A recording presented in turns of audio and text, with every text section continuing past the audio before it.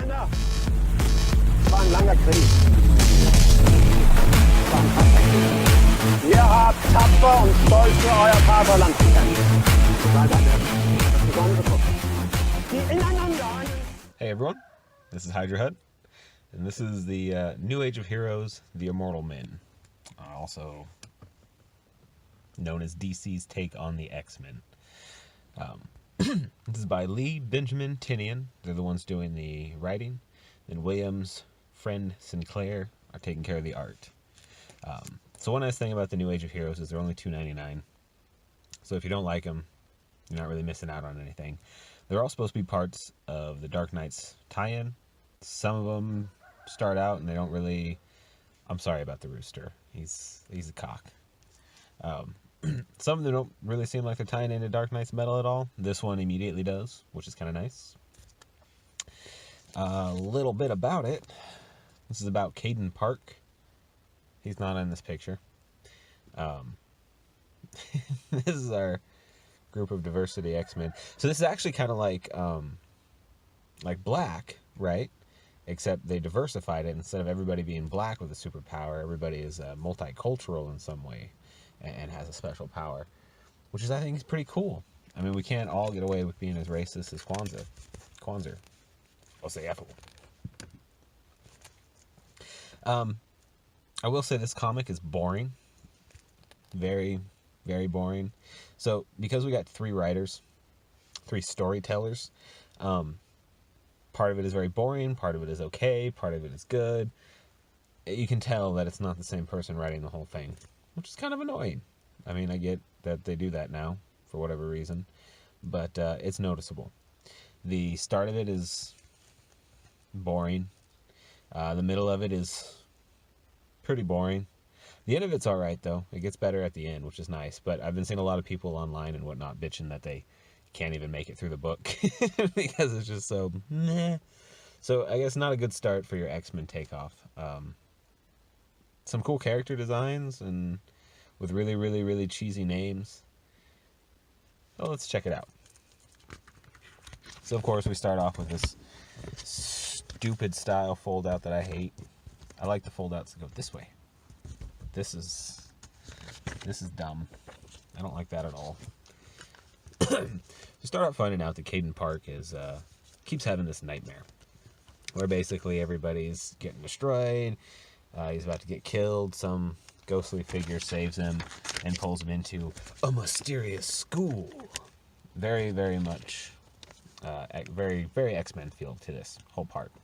This guy here, this is Ghost Fist. You can tell what I mean by the super original names. Of course, every time this dream happens, and you'll notice this guy's in the dream, he always ends up waking up.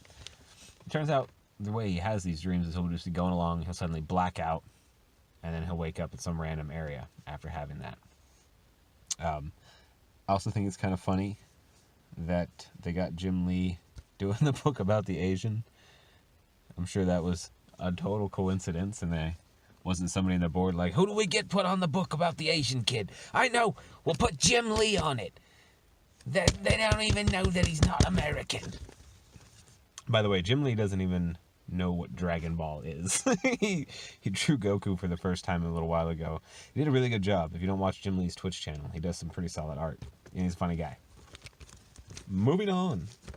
So, when he wakes up from this particular dream, he notices somebody who looks very much like who he saw in his premonition, dream, whatever you want to call it. Tries chasing him down, but he fails. We then immediately jump to him talking to a psychiatrist, because all kids talk to psychiatrists these days. And it's this just real boring exposition about his life and his family, and like they shoehorn in the fact that his best friend has a boyfriend. And I'm sorry, Caden, but we don't give a damn if your best friend's gay.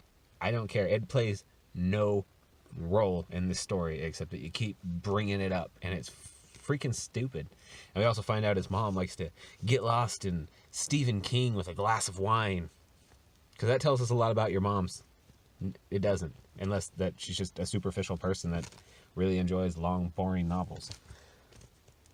You gotta admit, Stephen King's pretty boring read. I mean, unless you like kids having sex, because that seems to happen in just about every one of his books.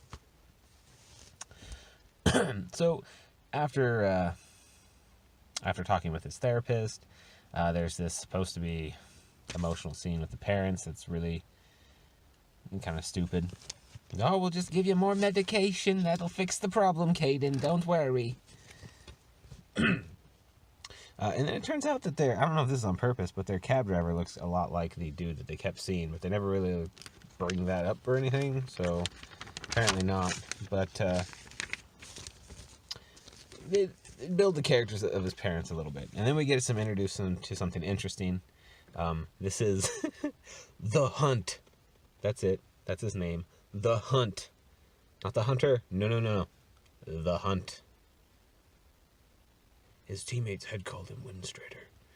No, he's just called The Hunt. Pretty cool scene. Really good art, though. This is pretty awesome. Oh, this is the campus, House of the Immortals. So this is basically showing us that the House of the Immortals did exist. Apparently it's been a bit destroyed. And won't go too much into that. They also introduce the Infinite Woman. Cool costume design, I guess. I mean, kind of looks like someone slammed Iron Man and Hela together. But whatever. And was there somebody else? And then we get the metal tie-in. This is like the first issue one where they actually just straight up throw in the metal tie-in, which is nice. I don't include Terrifics, even though that does kind of have a big metal tie-in.